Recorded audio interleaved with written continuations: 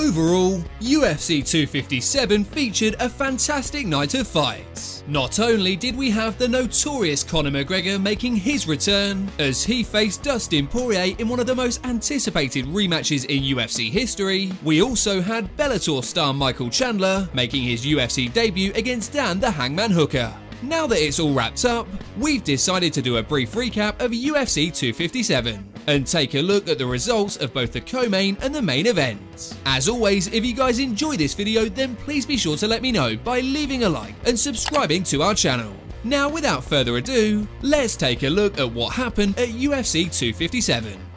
First, we'll be taking a look at our co-main event, which featured UFC newcomer Michael Chandler taking on the number 6 ranked lightweight Dan the Hangman Hooker. Prior to the bout, Dan Hooker had gone 7-2 in his last 9 fights, and had cemented his place as one of the best fighters in the division. Unfortunately, a loss at the hands of Dustin Poirier in June of 2020 brought that momentum to a halt. Eager to get back in the win column, Dan Hooker decided to accept a fight with former Bellator champion Michael Chandler, who had long been hailed as one of the best fighters outside of the UFC. Prior to signing with the UFC, Chandler had fought exclusively for Bellator since 2010, along the way defeating former UFC champions like Ben Henderson and Eddie Alvarez. While Chandler had enjoyed plenty of success at Bellator, many onlookers were curious to see how he would fare in the world's leading MMA organisation. Well, Chandler passed his biggest test to date with flying colours and silenced many critics in the process. While the two engaged in a bit of a feeling out process in the opening moments of the fight, Chandler eventually found his opening when he connected with a big left hand that sent Hooker falling to the mat. Chandler then proceeded to swarm Hooker with strikes until the referee waved it off,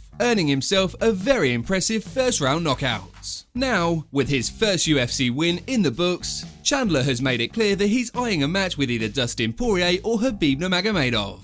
If Khabib does decide to stay retired, perhaps the UFC will make a fight between Michael Chandler and Dustin Poirier for the vacant lightweight title. Or perhaps we'll see him face another top lightweight like Charles Oliveira or Justin Gaethje. Either way, I'm sure we'll all be interested to see where this one goes from here. Next up on our list is of course the main event, which featured the former 2-division champion Conor McGregor making his return to face former interim champion Dustin Poirier. Prior to the bout, Conor McGregor was coming off of a sensational first-round knockout of Donald Cerrone, while Dustin Poirier had earned a hard-fought win over Dan Hooker in one of the best fights of the year. In the eyes of fans, the outcome of this fight would ultimately determine the next man in line to challenge for the lightweight belt. Of course, this wasn't the first time that these two had crossed paths inside the octagon, with Dustin Poirier and Conor McGregor initially fighting back at UFC 178, where McGregor emerged the victor via a first-round TKO. That said, both fighters had drastically evolved since then, and as such, were eager to showcase these improvements at UFC 257. For Conor McGregor, this fight served as the perfect chance to earn a rematch with Khabib Nurmagomedov.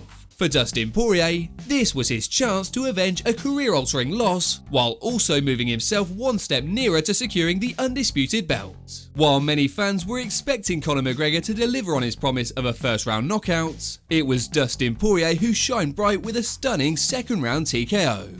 Admittedly, Dustin Poirier had had a bit of a rough start in the first round. However, Dustin weathered the storm and continued to land some solid kicks to McGregor's legs. As Poirier began to wear McGregor down in round 2, he eventually stunned him with a well-timed left hand and proceeded to swarm him with several vicious shots. Poirier then followed up with a flurry of punches until he sent McGregor crashing to the canvas. When it was all said and done, Poirier earned his revenge and became the first man in MMA history to knock out Conor McGregor. As for what's next, Dustin Poirier will most likely want a rematch with Khabib Nurmagomedov if he decides to come out of retirement. Or perhaps a fight with Michael Chandler would also be a good option. As for Conor McGregor, his future remains a bit unclear. Now that a rematch with Khabib Nurmagomedov is no longer an option, McGregor may be interested in a trilogy fight with either Dustin Poirier or Nate Diaz. It's also possible that McGregor might decide to take some time off, so only time will tell where he goes from here.